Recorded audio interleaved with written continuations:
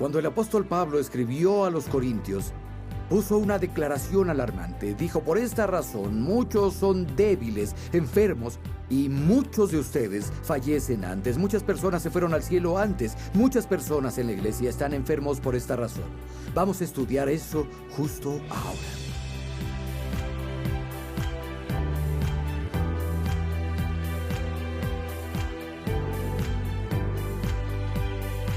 Si tienen una Biblia, vayan conmigo a Primera de Corintios, capítulo 11. Vamos a recibir comunión juntos, pero lo haremos al final de la reunión porque quiero hablarles de esto primero. El título de mi mensaje es Discerniendo el cuerpo del Señor. Y aquí el apóstol Pablo le escribe a la iglesia de Corintio en cuanto a la cena del Señor, o lo que llamamos la comunión. En el verso 23 dice: yo recibí del Señor lo que les transmití a ustedes, que el Señor Jesús, la noche en que fue traicionado, tomó pan y después de dar gracias lo partió y dijo: coman, es mi cuerpo que entrego por ustedes. Hagan esto en memoria de mí. También tomó la copa después de cenar y dijo: esta copa es el Nuevo Testamento o el Nuevo Pacto en mi sangre.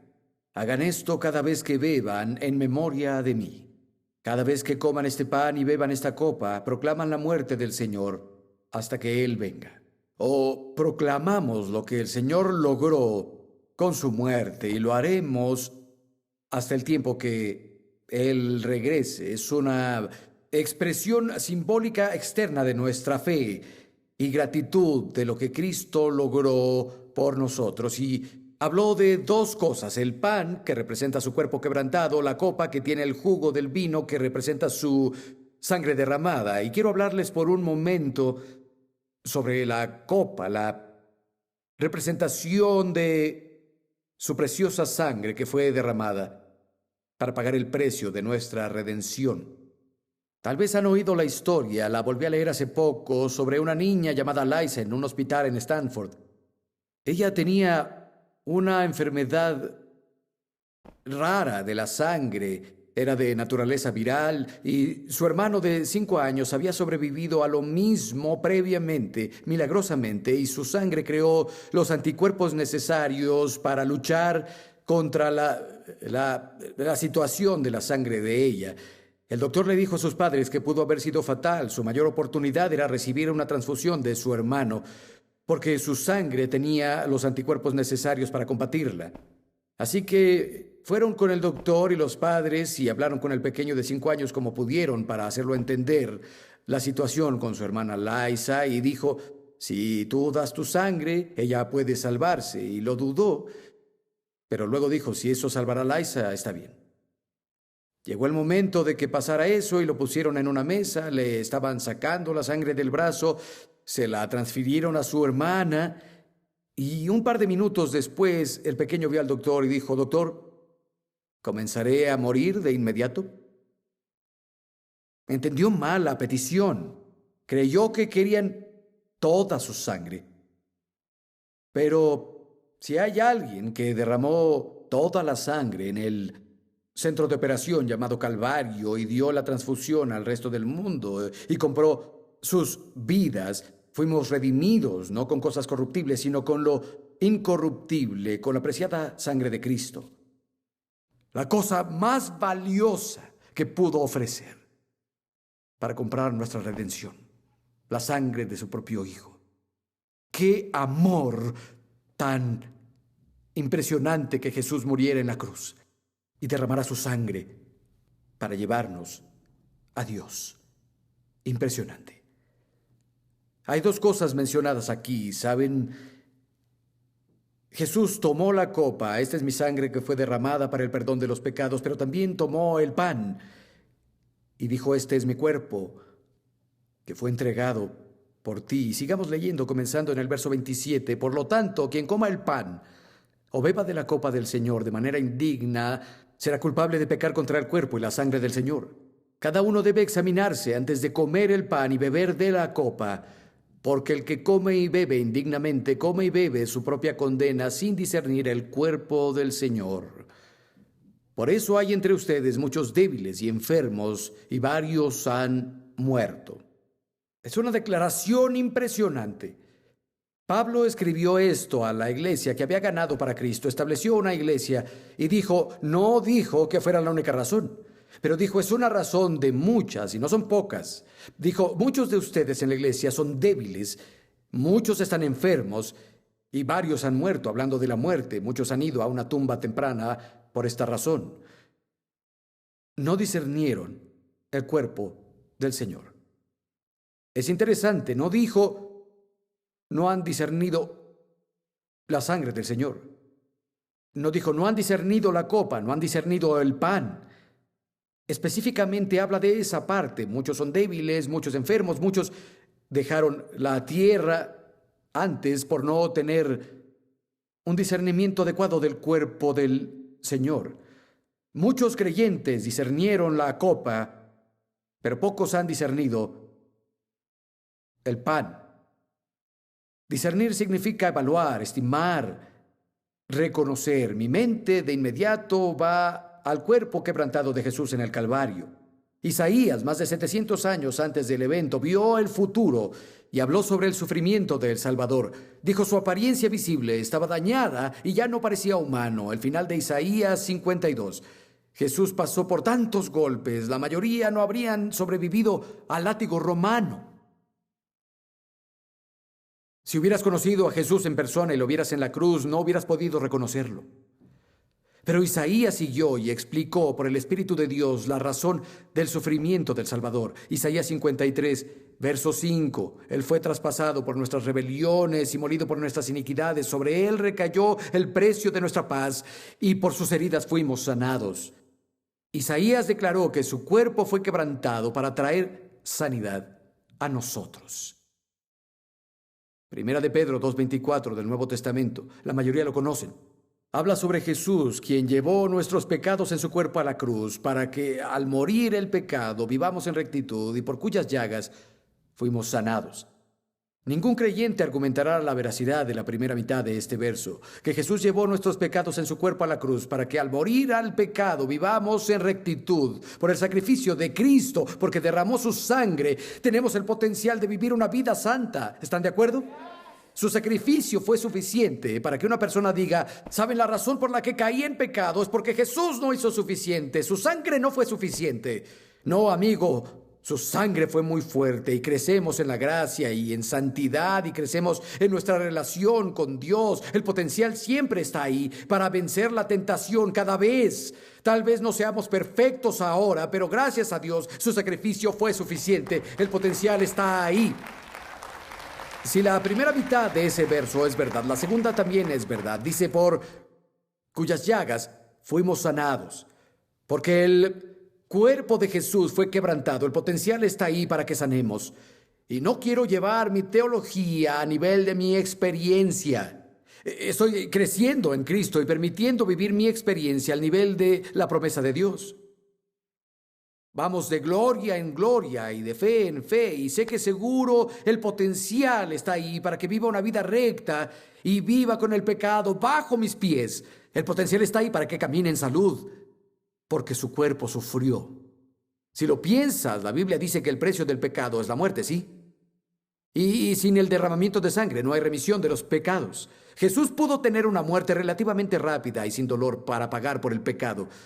La cuestión es entonces, ¿por qué el Padre permitió que sufriera tanto? ¿Por qué pasar por los golpes? ¿Por qué llevar la corona de espinas? ¿Por qué le abrieron su espalda con un látigo? Las Escrituras nos dicen que su cuerpo fue quebrantado para darnos sanidad. Su muerte y su sangre derramada proveyó la remisión de pecados. Su cuerpo quebrantado pagó por nuestra sanidad. Llevó la corona de espinas para que mi mente tuviera paz. El castigo significa que fue necesario para que yo obtuviera la paz y sobre él fue el castigo. Por sus llagas sanamos. Sé que eso no es lo principal. Gracias a Dios que lo principal es el perdón de pecados y dar la gloria por siempre. Y si fuera lo único, sería suficiente. Fui invitado a hablar a un lugar hace años y años y me pusieron en un hotel que era mucho más lindo de lo que acostumbraba. El hotel tenía un restaurante exquisito. El pastor y su esposa me llevaron a cenar y tenía esos platillos hermosos que comimos y sabía que era muy costoso. Terminé y el pastor dijo, ¿quieren un postre? Yo pensé, no, el postre va a ser muy costoso y ustedes ya gastaron mucho. Y dije, no, gracias. Y él dijo, está incluido. Y yo dije, ¿qué? Está incluido en el precio de la comida. Y dije, en ese caso, sí, quiero postre. Bueno, lo principal es la sanidad, pero es decir, lo principal es el perdón, lo principal es el derramamiento de sangre que nos trae redención. Y si la sanidad es solo el postre, la quiero, si está en el precio. Tal vez la paz mental es la ensalada, tal vez no es lo principal. Puedes ir al cielo con una mente perturbada, pero ¿por qué no tomarla si está disponible? También pienso que hay muchos en el cuerpo de Cristo que disciernen la copa, han oído de la sangre, pero nunca han oído sobre el significado de su cuerpo herido. Y amigo, la fe viene del oír y el oír de la palabra de Dios. Y creo que en la iglesia de Corintio hay personas en la iglesia hoy que nunca han compartido algo que está disponible porque nunca han oído sobre eso, nunca han estimado adecuadamente y valorado porque nunca se les ha predicado. Mi mente va allá primero cuando dijo, porque las personas no discernían, entendían, reconocían, adecuadamente estimaban y valoraban el cuerpo de Cristo. Por esta razón, muchos son débiles, muchos enfermos, muchos mueren antes. Pero también hay una verdad más expansiva de la que Pablo está hablando. A través de la carta a los Corintios, que ellos hubieran de inmediato entendido. Vayan conmigo al capítulo 10, por favor, y en esto quiero pasar el tiempo hoy. Capítulo 10, verso 16. Dice, esta copa de bendición por la cual bendecimos, ¿no es la comunión con la sangre de Cristo? Este pan que partimos, ¿no es la comunión con el cuerpo de Cristo? Por eso, aunque somos muchos, hay un solo pan y un cuerpo del cual todos participamos de un solo cuerpo.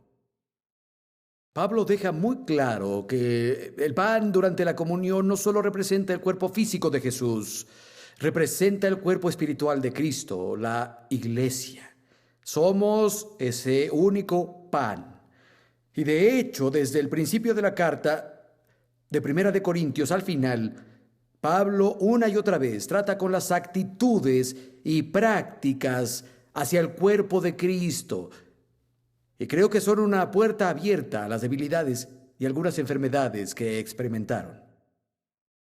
Una y otra vez habla sobre eso. Apropiadamente no valoraron, estimaron y discernieron el cuerpo de Cristo, el pan que somos. Quiero hablarles de algunas cosas de las que les habló. La primera cosa es esta, el cuerpo mayor de Cristo. Y de nuevo en el verso 17 dice, somos muchos y somos un pan, un cuerpo. Muchos sienten que su grupo o denominación comprende la totalidad del cuerpo de Cristo, y si no estás con ellos, solo eres un extraño y no eres parte del reino de Dios. Ese aislamiento, el espíritu sectario, es solo el hedor en la nariz de Dios. Vi a un chico en televisión hace tiempo. De hecho, comentó que su denominación, si eras un verdadero creyente, eras parte de su denominación. Y si eras de otra denominación de creyentes diferente, no estabas salvado. Ama tu grupo. Pero, amigo, ten una actitud de aceptación para todos los que claman en el nombre del Señor. Tal vez la camaradería no es tan rica ni tan profunda como te gustaría, pero el cuerpo de Cristo es mucho más grande de lo que muchos sospechan. Ahora, segundo asunto que tratar en cuanto a estimar y valorar el cuerpo con el que tenían algunos problemas. Había división sobre las personalidades y los predicadores favoritos que estaban ahí en la iglesia de Corintio. Vayan conmigo al capítulo 1, por favor. Capítulo 1 y verso 11. Dice, me han informado esto, hermanos míos, por algunos de la familia de Cloé, que hay rivalidades entre ustedes. Me refiero a que unos dicen, yo sigo a Pablo, otros yo a Apolos, otros yo a Cefas y otros yo a Cristo. ¿Está dividido Cristo? ¿Acaso Pablo fue crucificado por ustedes? ¿O es que fueron bautizados en el nombre de Pablo? Vayan conmigo al capítulo 3, por favor. Comenzamos en el verso 13. Disculpen, verso 3. Pues aún son inmaduros, mientras hay entre ustedes celos, contiendas y divisiones. ¿No se están comportando según criterios humanos? Cuando uno afirma, yo sigo a Pablo, y otro, yo sigo a Apolos, ¿no son carnales? ¿Y qué es Pablo? ¿Qué es Apolos? Solo servidores por los cuales creyeron, según lo que el Señor le asignó a cada uno. Yo sembré, Apolos regó, pero Dios ha dado el crecimiento. Así que no cuentan ni el que siembra ni el que riega, solo Dios quien hace crecer. Apolos, leyeron en las Escrituras, era muy elocuente. La Biblia dice que era poderoso en las Escrituras, muy persuasivo, y muchos se identificaban con Apolos. Pablo, por otro lado, era un pionero, tenía un ministerio de milagros, una de las grandes mentes que el mundo ha conocido, un impresionante maestro de la Biblia. Pedro, por otro lado, era de los 12 originales. Había caminado y hablado con Jesús en vida. Y comienza a fraccionarse la iglesia de Corintio y las personas comienzan a identificarse, algunos con Apolos, otros con Pablo, otros con Pedro. Y con eso tuvieron actitudes elitistas, eran actitudes superiores. Oiga, nadie predica como Apolos y estamos en el grupo IN aquí y en el siguiente capítulo Pablo los abofetea y se burla de ellos por sus actitudes elitistas. Dice, tienen este maestro especial y este maestro especial. No piensen más alto de ellos de lo que deben. Actúan como si estuvieran en pequeños tronos de rey y ojalá estuvieran ahí. Y vemos lo mismo pasando en la iglesia hoy. Y creo que está bien tener un maestro de la Biblia favorito o predicador. Hay individuos que nos hablan al corazón, tal vez más que otros, especialmente durante ciertas temporadas de crecimiento en la vida. Pero Dios nos da a cada persona una tarea. Todas son necesarias y todas son buenas. Hay un tercer asunto con el que Pablo trató severamente con ellos y tenía que ver con discernir, estimar y evaluar el cuerpo de Cristo. Había personas en la iglesia de Corintio, como en el cuerpo de Cristo ahora, que valoraban su propia libertad por encima del bienestar de otros en el cuerpo. Le ponían un precio muy alto a su propia libertad. Vayan conmigo, por favor, a capítulo 8. Capítulo 8, verso 9. Dijo, pongan atención de que su libertad no se convierta en motivo de tropiezo para los débiles. Porque si alguien los ve que conoce comer en el templo de un ídolo, su conciencia que es débil no se animará a comer lo ofrecido a los ídolos. Por su conocimiento, ese hermano débil perecerá si Cristo murió por él. Al pecar así contra los hermanos, hiriendo su débil conciencia, pecarán contra Cristo. Por lo tanto, si mi comida hace caer a mi hermano, no la comeré jamás, para no hacerlo tropezar.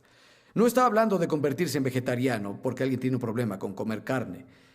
En esta metrópolis floreciente de Corintio había una ciudad entregada al paganismo y a la idolatría, y había diferentes capillas y templos que poblaban toda la ciudad. Hacían sacrificios animales, los sacrificaban, mataban al animal para Afrodita, hacían sacrificios a Zeus, a Apolo y todos esos dioses diferentes. En las calles había vendedores, ellos podían comprar la carne que había sido sacrificada a un precio bajo y luego la cocinaban para que las personas compraran comida en carretas de comida o puestos.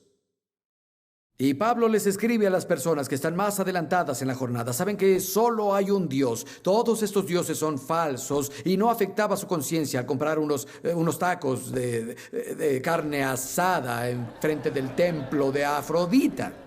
Sabían que fue sacrificada a Afrodita, pero Afrodita no era nada. Ella no existía, así que no iba en contra de la conciencia. Decían, es genial que tengan la libertad de hacerlo, pero necesitan saber que hay nuevos creyentes en la iglesia.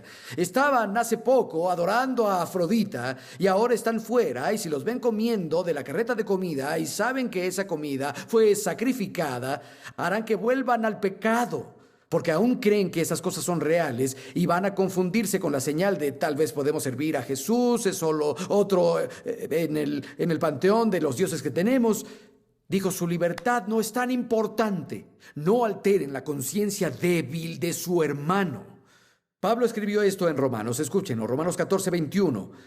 Más vale no comer carne, ni beber vino, ni hacer nada que haga caer a tu hermano o se ofenda o se debilite. Creo que es maravilloso tener la libertad de hacer ciertas cosas y tu conciencia no te molesta. Es maravilloso. Pero hay algunas circunstancias y algunos ambientes donde no deberías ejercer tu libertad. porque la conciencia es diferente en diferentes personas. Hay una ley, bajo el nuevo pacto tenemos una ley, es todo. Es la ley del amor, es todo. Cúmplela y no violarás ninguno de los otros mandamientos. Escucha, si te amo, voy a valorarte lo suficiente para hacer a un lado mi libertad y no haré algo que podría tener la libertad y derecho a hacer en mi propia conciencia porque sé que te hará tropezar. Pero los corintios no hacían eso, solo pensaban que tenían la libertad de hacer esto y aquello, y Pablo les escribió al respecto. Hay otra área, hay divisiones entre los ricos y los pobres en la iglesia.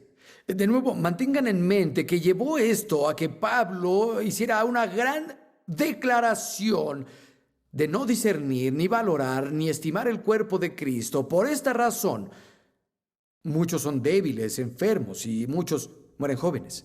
Y esos son los asuntos con los que luchó en cuanto al cuerpo de los corintios. Vayan conmigo al capítulo 11, verso 20.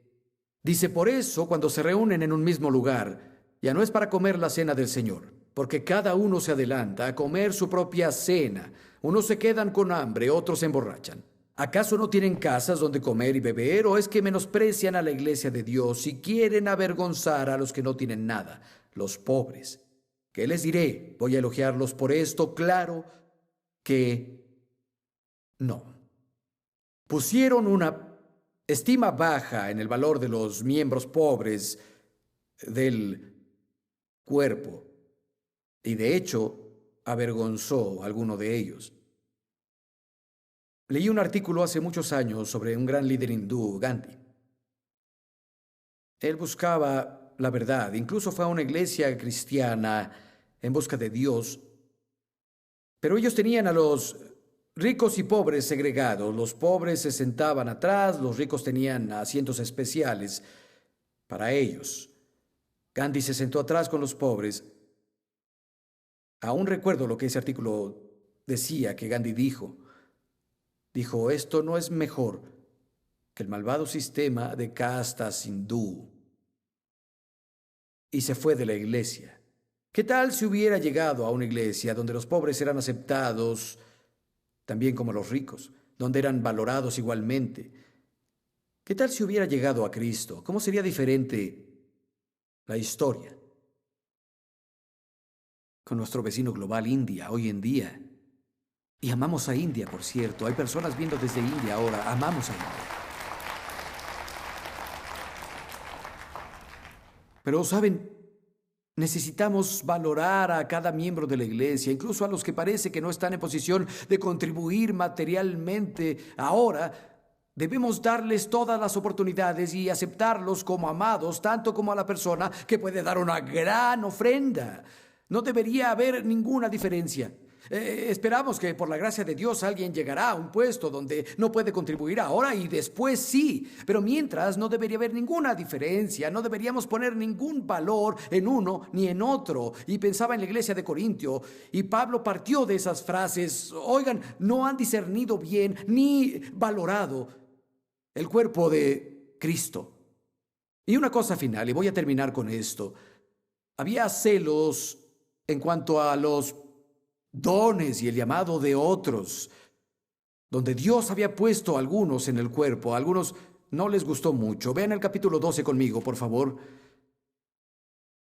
Capítulo 12, verso 14. Porque el cuerpo no consta de un solo miembro, sino de muchos. Si el pie dijera, como no soy mano, no soy del cuerpo, ¿dejaría de ser parte del cuerpo?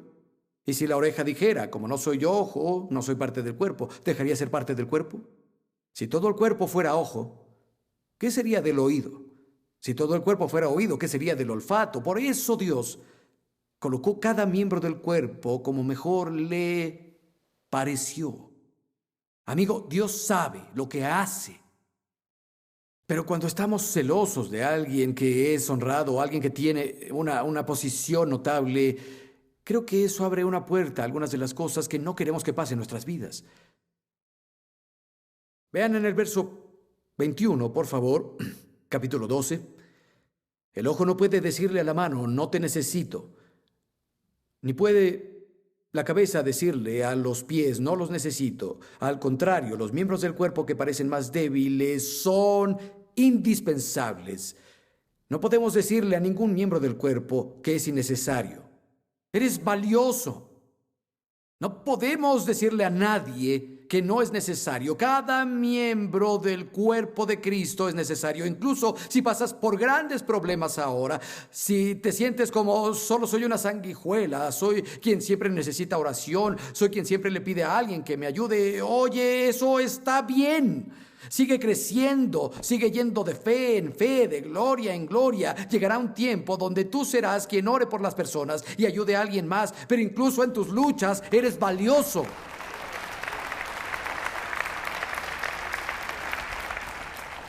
De hecho, verso 25 dice que no debe haber fracciones. Viene de la palabra tijera, la misma raíz, significa cortar. Que no haya cortes en el cuerpo, sino que los miembros se cuiden unos a otros. Y si el miembro sufre, todos los miembros sufren con él. O si un miembro es honrado, todos los miembros se regocijan también.